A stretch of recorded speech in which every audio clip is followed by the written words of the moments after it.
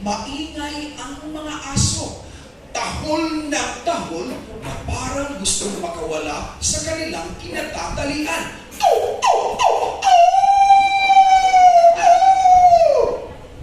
Binalik ko ang tingin sa lumang arenola ni Lola Flora. Nasa sulok ito ng silid na tila nagmamasig. Noon ko pa gustong buksan at tingnan kung ano ang naman ito. Sinamantala ko ang pagkakataon. Habang himbing na himbing si Lola Flora, dahan-dahan akong gumapang. Sino ang may-ari ng arenola? Ang arenola? Tama. Sinabi Rino, saan ka pupunta? Tanong ni Lola Flora. Iihilang po Lola Flora. Pautal kong sagot. Dumiretso ka sa palikuran. Sabi ni Lola Flora. Bumalik ka agad dahil malalim pa ang gabi. Opo, Lola Flora. Ito yung nasa isip ko. Sige, roon ka sa arenola ko umiirino. Ito sana ang inaasahan kong sagot ni Lola Flora.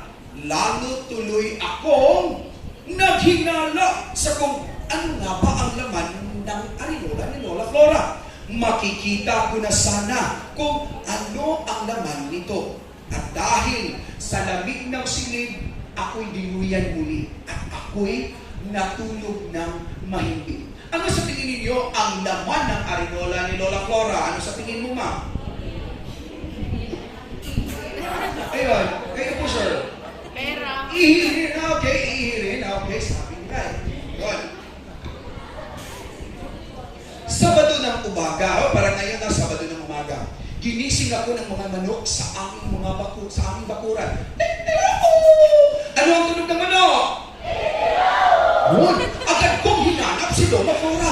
Wala na siya sa aking tabi. Wala na rin ang kanyang arenola. Mabilis akong bumangon upang mahanap si Lola Flora.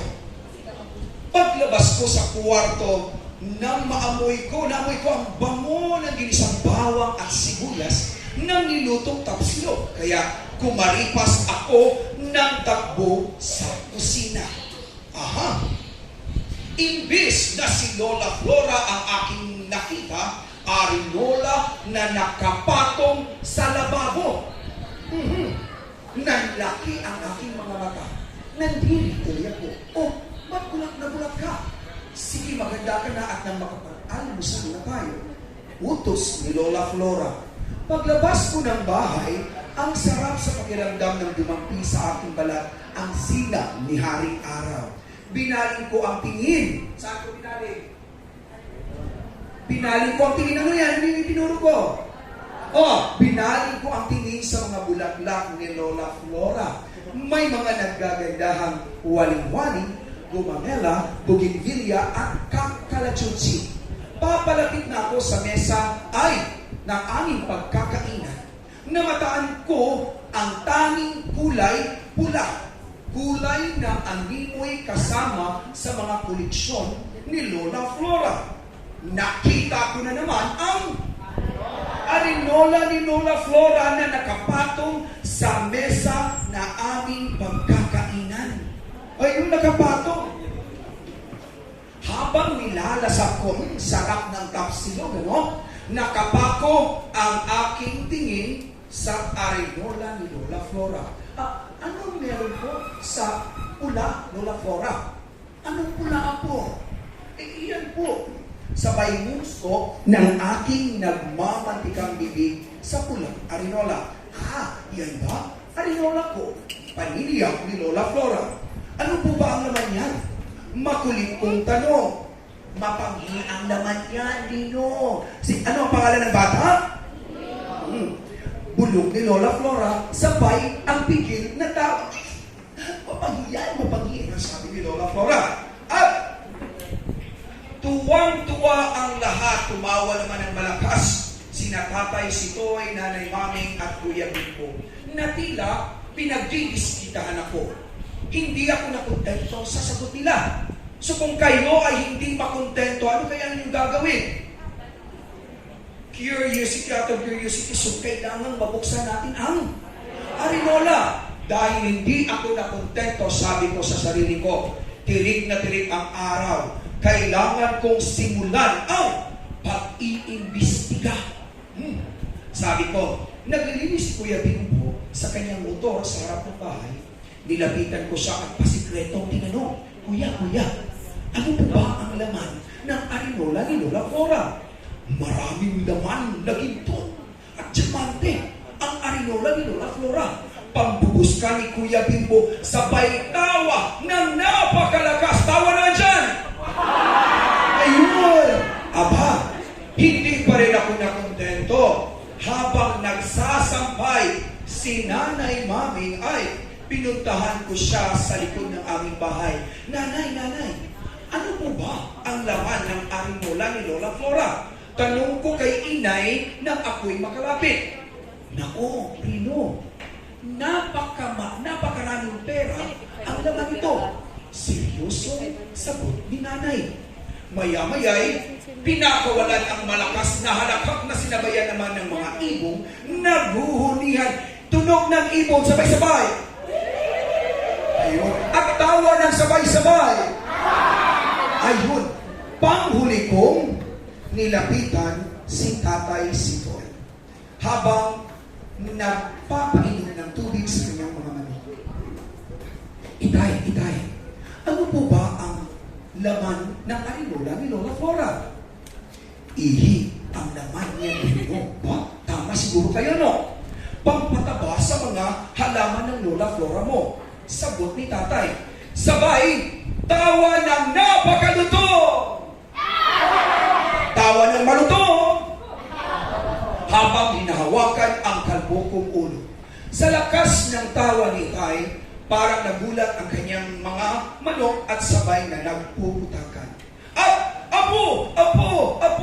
Sigaw, hiyaw ni Lola Flora. Dali-dali kong iniwan si Tay upang puntahan si Lola Flora. Nadatnan ko siya na may hinahanap. Takot, parisa at paruot pa rito ang lakad. Lola Flora, anong meron po?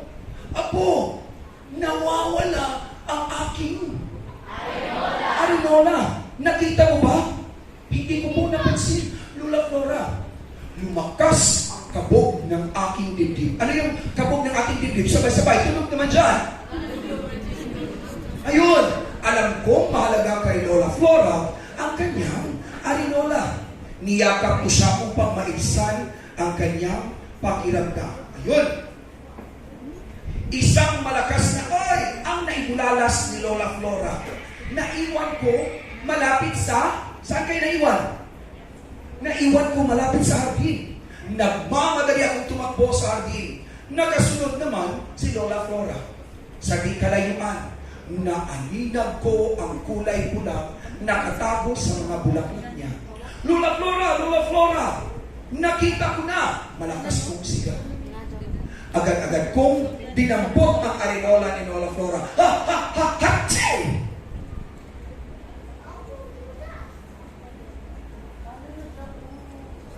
Hindi dahil sa panghihi, kundi sa alikabok na pumasok sa aking ilong. Dahil sa bigat ng arinola, nabitawan ko at tumilapon ang mga laman nito sa lupa. Kitang-kita ko sa aking dalawang mata ang laman nito. At habang ako'y nakatulala, marahang lumuhod si Lola Flora, iniisa-isang dinampot ang mga lumang bagay na nagkalat. Ano kaya mga lumang bagay ito? May mga lumang papel, lumang larawan, lumang pera, at lumang relo. Lahat na yata ng lumang bagay nasa loob ng arinola ni Lola Flora. Rino, Apo, nasagot ko na ba ang iyong katanungan?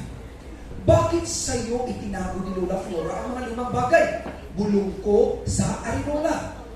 Itong mga lumang papel, sabi niya, itong mga lumang papel na may tula at liham ay mula kay Lolo Bertomo, pagmamayabang ni Lola Flora. Dito mas nahulog ang loob ko sa kanya. Ano pang laman dito? Meron pang relo. Ang mga lumang larawan naman ay nagpapaalala sa mga matatamis na ngiti ng iyong Lolo Berto. Ika ni Lola Flora. Andito rin ang cute mong larawan ng isang taon ka pa lamang. Sabay halip sa aking loob. Iyang mga barya. Ano yung mga barya sa tingin ninyo? Piso? Iyang mga barya. Yan ay aking aras. 13 pirasong pilak ito na inilagay ng iyong Lolo Berto sa aking mga palad noong araw ng aming kasal. Yan naman, ano yan? Trilo. Halos lahat ng bagay na naitapon sa lupa ay naibalik na ni Lola Flora sa kanyang arimola. Huling pinulot niya ang lumang relo. Regalo ito sa akin ng iyong Lolo Berto, wika ni Lola Flora. Huminto man ang pagtumpas ng kamay ng relong ito, hindi naman tumigil ang aking puso sa pagtibok para sa Lolo Berto mo na pinakamamahal ko. At anong iginanti ko kay Lola? Isang mahigpit na yakap ang iginanti ko kay Lola Flora. Pasensya na po, Lola Flora, dahil makulit ako. Itong mga lumang bagay ay mga alaala. Palagi mong palagahan ang iyong mga mahal sa buhay. Huwag mong sayangin ang oras kapag kasama mo ang iyong pamilya. At tandaan mo rin, igalang mo ang mga bagay na di mo pag-aari. Paalala ni Lola Flora. At ang alaala ni Lolo Berto at ang aming buong angkan ay bibit ni Lola Flora araw-araw.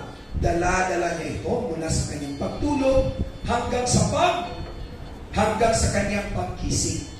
Napagtanto ko ang kayamanan ko at ang aking buong pamilya ay nasa loob ng pulang arinola. Ayun.